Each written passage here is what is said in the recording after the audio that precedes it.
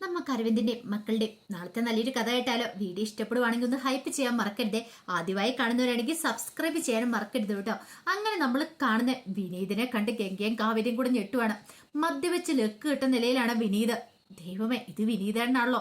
വിനീതാണെങ്കിൽ കാവേരിയോട് ദേഷ്യപ്പെട്ടുകൊണ്ടിരിക്കുകയാണ്. നിന്റെ മുഖത്തെന്താടി കണ്ണില്ലേ? ഇങ്ങനെയാണോ വണ്ടി ഓടിച്ചോണ്ട് വരുന്നതെന്നൊക്കെ ചോദിച്ചിട്ട് നിവിൻ ആകെപ്പാടെ പേടിച്ചണ്ട് നിവിൻ മാറി നിൽക്കുക. നിവിന് മനസ്സിലായി കളി മാറി എന്നുള്ള കാര്യം. നിവിൻ ഇടയ്ക്ക് വിനീതനെ വിളിക്കുന്നുണ്ട്. എടാ വിനീതെന്ന് പറഞ്ഞിട്ട്, പക്ഷെ വിനീത ഒന്നും ശ്രദ്ധിക്കുന്നുണ്ടായിരുന്നില്ല. കാരണം വിനീതനാണെങ്കിൽ ആരോ വഴിപോക്കര് എന്നൊരു ചിന്തയായിരുന്നു. കാരണം അത്രയ്ക്ക് നല്ല ഫിറ്റാണ് വിനീത്. അതുകൊണ്ട് വിനീതിന് കണ്ണു പോലും കാണാൻ പറ്റുന്നില്ലാത്ത ഒരവസ്ഥയിലായിരുന്നു. ഒടുവില് നിവിന്റെ അടുത്തേക്ക് കാവേരി അങ്ങോട്ട് ചെന്നു. എന്നിട്ട് ചോദിച്ചത് എന്താന്ന് ഇതെന്ന് ചോദിച്ചു. അത് പിന്നെ കാവേരി ഒരബദ്ധം പറ്റിയതാ. അബദ്ധോ? എന്തബദ്ധം? അത് ഗ്ലാസ് മാറിപ്പോയതാ. ഗ്ലാസ് മാറിപ്പോയത്? എന്ത് ഗ്ലാസ്? അത് പിന്നെ അതെ, അവൻ കോളയാന്നോർത്ത് എടുത്ത് കുടിച്ചതാ, മാറിപ്പോയതാന്ന് പറഞ്ഞു. ദേ, കൂടുതൽ അഭ്യാസമൊന്നും വേണ്ട. നിങ്ങൾ വിനീതേണ്ട കൊണ്ടേ മദ്യപ്പിച്ചല്ലേ? നിങ്ങളല്ലേ മദ്യം ഊറ്റി കൊടുത്തതെന്ന് ചോദിച്ചു. അയ്യോ സത്യമായിട്ടും അല്ല, ഗ്ലാസ് മാറിപ്പോയതാ. കുടിച്ച് ലെക്ക് ഇട്ട് കഴിഞ്ഞപ്പോഴത്തേന് ഓരോ കാരണങ്ങളൊക്കെ പറഞ്ഞുകൊണ്ട് വന്നിരിക്കുമല്ലേ. ഞങ്ങൾ വഴക്ക് പറയാതിരിക്കാൻ വേണ്ടിയില്ലേ ഇതൊക്കെ. എന്നാൽ ഇത്രയ്ക്ക് നിവിന്റെ ഭാഗത്തുനിന്ന് ഞാൻ പ്രതീക്ഷിച്ചില്ല. അയ്യോ കാവേരി സോറി, ഞാൻ പറഞ്ഞല്ലോ, ഞങ്ങളുടെ ഭാഗത്തൊരു തെറ്റുമില്ല. അത് ഗ്ലാസ് മാറി കുടിച്ചോണ്ടാ. കല്യാണം കഴിഞ്ഞതിന്റെ ചെലവ് ചെയ്യണമെന്ന് പറഞ്ഞു. അങ്ങനെ ഞാനും ബേബിച്ചാണ് ഞങ്ങളെല്ലാവരും കൂടെ ആഘോഷിക്കാതിരിക്കുന്ന സമയത്ത് ഇവനറിയാതെ ബേബിച്ചാണ് ഊറ്റി വെച്ച ഗ്ലാസ് എടുത്ത് കുടിച്ചതാ. അങ്ങനെ സംഭവിച്ചതാ. കാവേരി പറഞ്ഞു വേണ്ട, കൂടുതലൊന്നും പറയണ്ട, ഞങ്ങൾക്കെല്ലാം മനസ്സിലായെന്ന് പറഞ്ഞു. എന്നാലും ഇത്രയ്ക്ക് വേണ്ടിയിരുന്നില്ല. അപ്പോഴേക്കും ഗംഗയ്ക്കാണ് വല്ലാത്തൊരു ബുദ്ധിമുട്ട്. കാവേരി ഗംഗയെ വിളിച്ചു. എന്നിട്ട് പറഞ്ഞു, ഗംഗേച്ചി വിനീതേട്ടനെ വീട്ടിലേക്ക് കൊണ്ടുപോകണമല്ലോ. ഞാൻ നിവിനോട് പറഞ്ഞു വന്ന് സഹായിക്കുക, വീട്ടിലേക്ക് കൊണ്ടാന്ന് പറഞ്ഞു. ഇനി വീട്ടിൽ ചെന്ന് കഴിയുമ്പോൾ എങ്ങനെയാ എന്താണെന്നും അറിയത്തില്ല. ആ ഒരു ടെൻഷൻ ഉണ്ടായിരുന്നു കാവേരിക്കും ഗംഗയ്ക്കും ഒക്കെ. കാരണം ശാരദ ഇങ്ങനെ അരവിന്ദം മദ്യപിച്ച് കണ്ടിട്ടൊന്നുമില്ല. അതേപോലെ തന്നെ വിനീതനാണെങ്കിൽ ഒരു ബോധം പൊക്കണോ ഇല്ലായിരുന്നാലും. ഒടുവില് അവരെല്ലാവരും കൂടെ ചേർന്ന് വീട്ടിലേക്ക് കൊണ്ടുവരുവാണ്. വീടിൻ്റെ അവിടെ എത്തിക്കഴിഞ്ഞപ്പോഴത്തേനും ഇനി പറഞ്ഞു ഇനി ഞാൻ പോയിക്കോളാം, വീട്ടിലേക്ക് വരുന്നില്ല. കാരണം നിവിന് ടെൻഷനാണ്. അങ്ങോട്ട് ചെന്നിട്ടുണ്ടെങ്കിൽ ശാരദ എന്തെങ്കിലും ചീത്ത പറയോ എന്നൊരു ചിന്ത. ഒടുവിൽ വീടിൻ്റെ അവിടം വരെ കൊണ്ടേ ആക്കിയിട്ട് നിവിൻ പെട്ടെന്ന് പോവുകയും ചെയ്തു. ആ സമയത്ത് ശാരദ നോക്കിയിരിക്കുന്നുണ്ടായിരുന്നു. ഇതുവരെയായിട്ടും കാവേരിയും ഗംഗയും കണ്ടില്ലല്ലോ, വിനീതിനെയും കണ്ടില്ല. അപ്പൊ അതോടൊരു ടെൻഷനോട് കൂടി നിൽക്കുമ്പോഴാണ് കാവേരിയും ഗംഗയും കൂടെ വിനീതിനെ പിടിച്ചുകൊണ്ട് വരുന്നുണ്ട്. പെട്ടെന്ന് ശാരദ ഓടി ഇറങ്ങി ചെന്നു. എന്താ മക്കളെ, ഇതെന്ത് പറ്റി? അയ്യോ വിനീതിന് എന്ത് പറ്റി? എന്തൊരു അപകടം എന്തെങ്കിലും ഉണ്ടായോ? അങ്ങനെ ഒരു ടെൻഷനായിരുന്നു.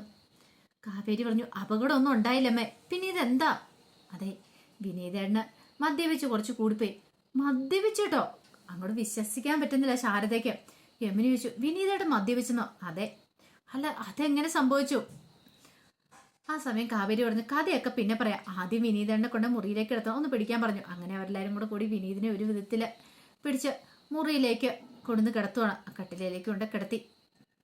ആ സമയത്ത് ശാരദയ്ക്കാണ് വല്ലാത്തൊരു ടെൻഷനായിരുന്നു. ശാരദ പറഞ്ഞു എന്തായാലും എൻ്റെ ദൈവമേ, ഇത് ഞാൻ ഒരിക്കലും പ്രതീക്ഷിച്ചില്ല. ഇങ്ങനെ വിനീത് മദ്യപിക്കുന്നവനാണോ? ഇതിനു മുമ്പ് ഇവൻ മദ്യപിച്ചൊന്നും കണ്ടിട്ടില്ലല്ലോ.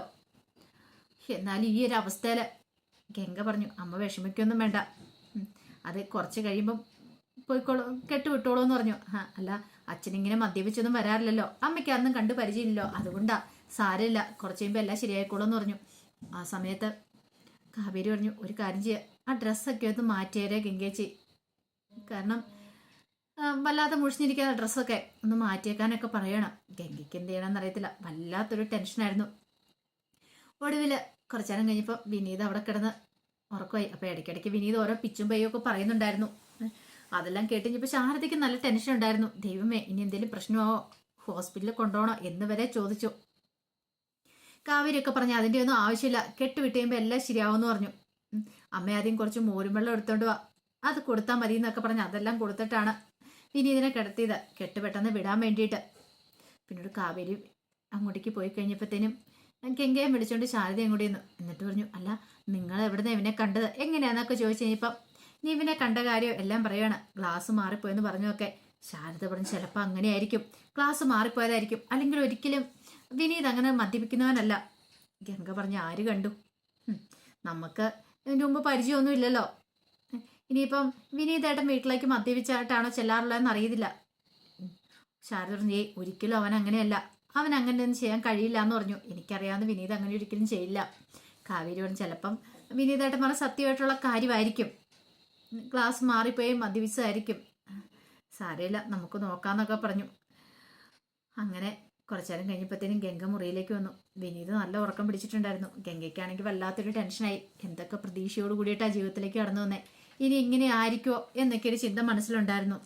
ഗംഗയ്ക്ക് ഉറങ്ങാൻ പറ്റുന്നുണ്ടായിരുന്നില്ല. അതുപോലെ തന്നെയായിരുന്നു ശാരദയുടെ അവസ്ഥ. ശാരദയ്ക്കും ഭയങ്കര ബുദ്ധിമുട്ടായിരുന്നു. കാവേരിക്കൊക്കെയാണ് വിശ്വസിക്കാൻ പോലും പറ്റുന്നുണ്ടായിരുന്നില്ല. ഒരിക്കലും വിനീതണ്ണ ഇങ്ങനെയൊന്നും ചെയ്യത്തില്ല, അറിയാവുന്ന വിനീതണ്ണ ചെയ്യത്തില്ല എന്നൊരു ചിന്തയായിരുന്നു. അങ്ങനെ അന്നത്തെ രാത്രി അങ്ങോട്ട് കഴിഞ്ഞുപോയി. പിറ്റേ ദിവസമായി. പിറ്റേ ദിവസം രാവിലെ ഗംഗ പോയി എഴുന്നേറ്റ് കുളിയെല്ലാം കഴിഞ്ഞ് വന്നു. കുളിയെല്ലാം കഴിഞ്ഞ് വന്നപ്പോഴത്തേനും വിനീത് ഇങ്ങനെ പതുക്കെ കണ്ണു തുറന്നു വന്നിട്ട് ഇങ്ങനെ ചുറ്റും നോക്കുകയാണ്. വിനീതിന് ആദ്യം ഒന്നും മനസ്സിലായില്ല. തലയ്ക്ക് നല്ല പെരുപ്പ് തോന്നി. തലേദിവസത്തെ ആ കെട്ട് തലയ്ക്കൊക്കെ ഒരു മന്ദത പോലെ വല്ലാത്തൊരു ബുദ്ധിമുട്ട്.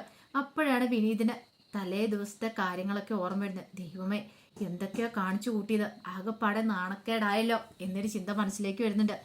പണി പാളിയോ എന്നൊരു ചിന്ത. ഈ സമയം ഗംഗ അങ്ങോട്ട് വന്നു. അപ്പോഴേക്കും വിനീത് ഗംഗ ഒന്ന് നോക്കി. എന്നിട്ട് ഗംഗയോട് പറഞ്ഞു സോറി കിട്ടോന്ന് പറഞ്ഞു. എന്തിന്? അല്ല, ഇന്നലെ ഞാൻ എന്തൊക്കെയാ കാണിച്ചേ, എനിക്ക് പോലും ഒരു ഓർമ്മയില്ല, ഞാൻ എങ്ങനെ ഇവിടെ വന്നെത്തിയത് പോലും എനിക്കൊരു ഓർമ്മ കിട്ടുന്നില്ലെന്ന് പറഞ്ഞു. ഗംഗ അതിന് മറുപടി ഒന്നും പറഞ്ഞില്ല. ഒന്നും പറയാതെ അങ്ങോട്ട് ഇറങ്ങിപ്പോയി. വിനീത് ടെൻഷനായി. ദൈവമേ, ഇനി ഇവൾക്ക് എന്തെങ്കിലും ബുദ്ധിമുട്ടുണ്ടോ, തന്നോട് പിണങ്ങിയോ? കല്യാണം കഴിഞ്ഞ് അന്നത്തെ ദിവസം കഴിഞ്ഞ് പിറ്റേ ദിവസമാണ്.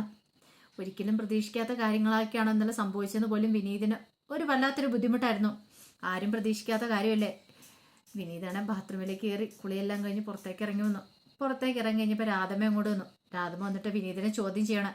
എന്തായിരുന്നല്ലോ വിനീതേ? അത് പിന്നെ അമ്മമ്മേ, ഒരു അബദ്ധം പറ്റിയതാ. അബദ്ധമോ? എടാ എന്താടാ നീ കാണിച്ചതെന്നൊക്കെ ചോദിച്ചു. അത് പിന്നെ അമ്മമ്മ അവർക്ക് പാർട്ടി കൊടുക്കണമെന്ന് പറഞ്ഞു. അങ്ങനെ പാർട്ടി കൊടുത്തു. പക്ഷെ ഇങ്ങനെയൊക്കെ ആവുന്ന ഞാൻ ഒരിക്കലും പ്രതീക്ഷിച്ചില്ല. വേണ്ട കൂടുതലൊന്നും പറയണ്ട. അത് പിന്നെ സോറി കേട്ടോ അമ്മമ്മേ, എന്നോട് സോറി പറഞ്ഞിട്ടൊന്നും ഒരു കാര്യമില്ല, അവളോട് പറഞ്ഞിട്ട് കാര്യമുള്ളെന്ന് പറഞ്ഞു. വിനീതനാണ് ഭയങ്കര ബുദ്ധിമുട്ട്. ഗംഗയുടെ മുഖത്ത് നോക്കാൻ തന്നെ ഒരു ചമ്മല. കാവേരി ആണെങ്കിലും ശാരദയൊക്കെ ആണെങ്കിലും വിനീതിൻ്റെ അടുത്തേക്ക് വന്നു കഴിയുമ്പോൾ വിനീതിന് വല്ലാത്തൊരു ബുദ്ധിമുട്ടുണ്ടായിരുന്നു. അവരെയൊക്കെ ഫേസ് ചെയ്യാനായിട്ടൊരു ബുദ്ധിമുട്ട്. ശാരദ വന്നിട്ട് ചായ കൊടുത്തിട്ട് പറഞ്ഞു ഇതാ മോനെ ചായ കുടിക്കാൻ പറഞ്ഞു. വിനീത് ഒരു വിധത്തിൽ ഇച്ചിരി സമയം കൂടെ അവിടെ നിന്നു. അവിടെ നിന്നിട്ട് പതുക്കെ എസ്കേപ്പ് ആകാൻ തുടങ്ങിയപ്പോഴത്തേനും കാവേരി പിന്നാലെ വന്നു. കാവേരി വന്ന് വിനീതിനെ ചോദ്യം ചെയ്യുന്നുണ്ട്. വിനീതുള്ള സത്യാവസ്ഥ വെളിപ്പെടുത്താണ്ട് ശ്രമിക്കുന്നുണ്ടായിരുന്നു. ഒടുവിൽ വിനീത് കടയിലേക്കാന്ന് പറഞ്ഞു പോയി. കടയിൽ ചെന്ന് കഴിഞ്ഞിട്ട് വിനീതിന് ടെൻഷനാണ്. എല്ലാവരും കൂടെ കൂടിയിട്ട് ഇന്നലെ എനിക്കൊരു പണി തന്നു.